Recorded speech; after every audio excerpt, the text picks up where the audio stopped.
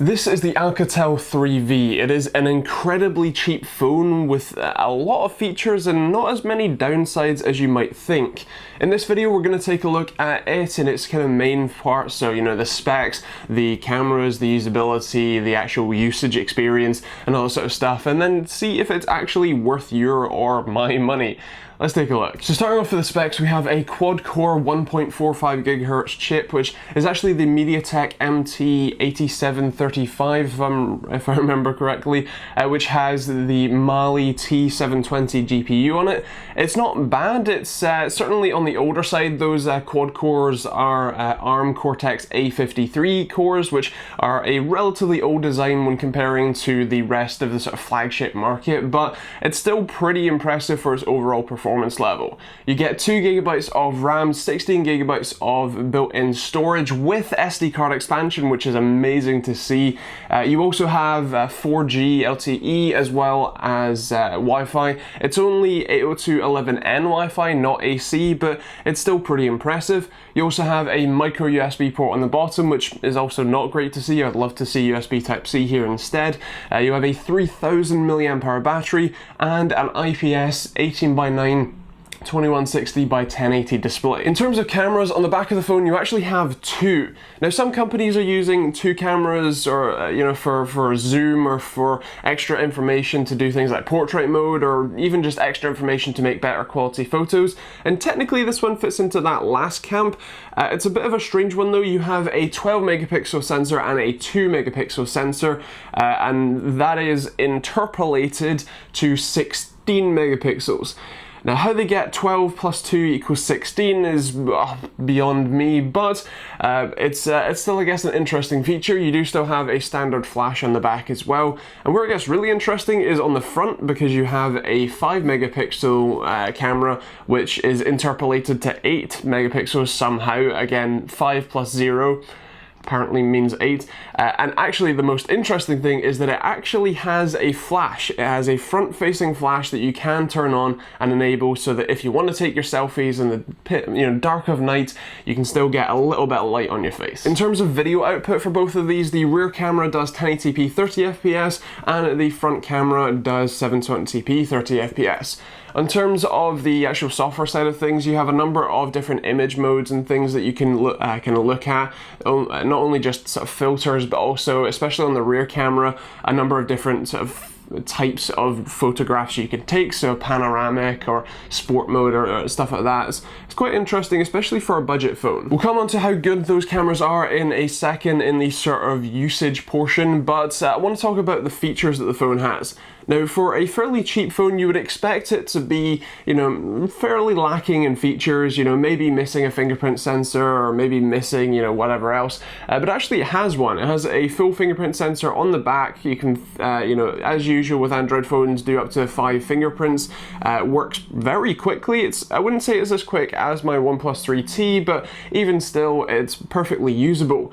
You also have face unlocking. This actually uses a small infrared projector at the top that I actually noticed on stream because of the webcam, but it unlocks in about 1 to 2 seconds. So it's not that fast. I would generally recommend you still use the fingerprint sensor, but if you're in a pinch or you've got gloves on your hands or whatever, the face unlocking does work, and it seems to be fairly secure. Again, back up at the top of the phone, separate from the LED flash, you also have a small notification LED, which is always nice to have. It's single color, unlike my OnePlus 3T where you can assign different colors to different notifications, but it's still nice to have it there. Now on the bottom of the phone, next to the micro USB port, you have, as far as I can tell, one speaker with 2 grills. Now, either way, it doesn't really matter because the speaker quality is quite frankly awful. It is really, like, I genuinely wouldn't recommend it for basically anything. It makes even just like these videos sound horrifically bad. So if you really need to listen to something, or if you're going to take a conference call or something, then that's fine. But the biggest thing is that it actually still does have a headphone jack. This is a great thing to see, especially on a budget phone. and especially with such relatively naff speakers. So this is, great to see, and glad that it's not missing. In terms of the software on the phone, it actually runs Android 8.0 Oreo. This is great to see out of the box. It's nice and up to date. I can't give you an idea of how well they will support it software-wise and, security updates and stuff, so you'll have to kind of wait and see on that one. But in terms of its actual OS itself, it's a slightly skinned version of Android. There are definitely a few added features they've gone for here. The main added feature you'll notice is the Funk system, which is essentially on the lock screen. If you haven't unlocked the phone and it doesn't auto face unlock you, then you have small icons down the bottom which allow you to do certain things. So for example, you can double tap to turn on the flashlight and it's on. You can also, double tap to open the camera or a stopwatch or the calculator or record some audio, and you can customize this in the settings as well. You can also do extra things like double tap to wake the screen, which seems to be a little bit intermittent but is still there. And I would also mention there are a lot of preloaded apps here, especially ones that I wouldn't expect. For example, they have a calculator app which not only does calculations but also has XE currency exchange built in, or at least currency conversion as opposed to actually, transferring money, as well as a length measurement conversion, but only lengths, not any other types of units. Bit of a strange one, but that is there. I would personally like to see just standard Google apps here, but it's kind of up to you. So what's the usage like on this £100 phone then? Well, it's okay. There are a few things that make it really stand out, like the display. It's IPS, as I said, it's 18:9 and it's 2160 by 1080, and it's actually a very kind of vibrant, very good looking display. I'd be very happy to recommend it overall to most people just for the display, but I would mention that when you turn it to landscape mode, for some reason they've gone with a software option to make it actually full 18:9 rather than having it just automatically default to 18:9 and just have your home buttons or whatever swipe in just over the top, which it does when it's in an 18:9 mode. And you also have to restart every application that isn't in 18:9 mode by default. So that's a bit of a shame, but watching videos and stuff, especially with some headphones on, is a pretty decent experience, especially if it is 18:9 content.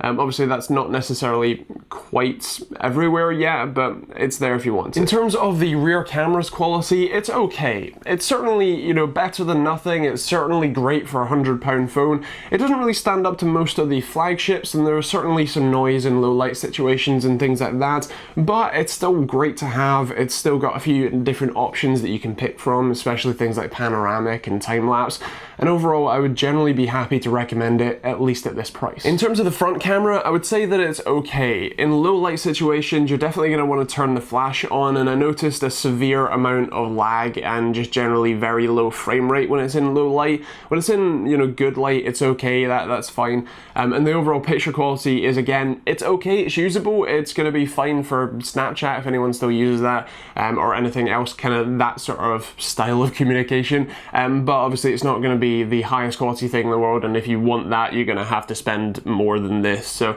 it's still, again, impressive for the price. In terms of the actual usability and speed of the device, I would say that this is passable. It's certainly, as I said, usable in the general sense of the word, but it can be very slow at times. There are definitely times where I've pressed a button and then I've had to wait and then it happens, as opposed to most other phones that I use on my OnePlus 3T, for example. You press a button, something happens, and that's it. In terms of playing games on the phone, you can. I was playing PUBG Mobile here, but it ran pretty slowly, and I don't think you would have any level of competitive advantage here. So while it is certainly passable, I wouldn't necessarily recommend it as a gaming phone. I would also mention that the top sort of half of the phone got incredibly hot while gaming on it, so again, bear that in mind too. So what's the conclusion here? Well, for £100, give or take a few quid, depending on what shop you're looking at, this is amazing. It's not been that long since things like 4G were price premiums, things like even SD card expansion, especially big batteries like this one, an incredible display, half decent cameras, all of those things were very much out of the reach of this sort of price range. So to see this being here, seeing it as fingerprint magnety as it is, because by the way, it's horrific for fingerprint magnets, definitely go get a skin or a case on this. But either way, it's very, very impressive. Is it better than, my OnePlus 3T or anything like that? No chance. This, even de-brand skinned it up, is much better, and I would wholly recommend this personally. But if you only have 100 quid to spend, do I recommend going and buy this? Definitely. Would I put this on my desk? Well, personally, no. I have better, and I'm gonna stick with better, but at the same time, as I said, if you're after a cheap phone with some decent features, some passable, kind of usability and cameras and a great display, then go grab one of these. So you've heard my thoughts. I would love to hear yours in the comments down below. Is this a phone you're interested in? What phone do you have currently? Is this, would you be sort of downgrading if you picked one of these up? Or is this, going to be an upgrade from nothing, or, from your flip phone from the early 2000s? Let me know in the comments down below. Of course, if you have any questions about the phone, leave a comment down below and I will try and get back to you as soon as I can. And of course, if you want to pick up the phone or you want to take a look at pricing when and where you watch this, take a look at the link in the description down below where you can see all of that. If you want to support the channel, keep me making these videos on a Monday, Wednesday and Friday basis with live streams on Thursday nights, by the way, definitely come say hi on that. Then you can also check out all of the links in the description. There's merch where you can pick up a t-shirt like this one or plenty of other non-TechteamGB related designs. There's a Patreon link, there's also Amazon and Overclock UK affiliates, and now private internet access. There's a great VPN I personally use, and you can check that out for pretty cheap for the features that they offer there. And otherwise, just generally lots of other stuff, so go take a look. And yeah, there's other videos over here. If you're new to the channel, hit that subscribe button, and yeah, we'll see you all in the next video.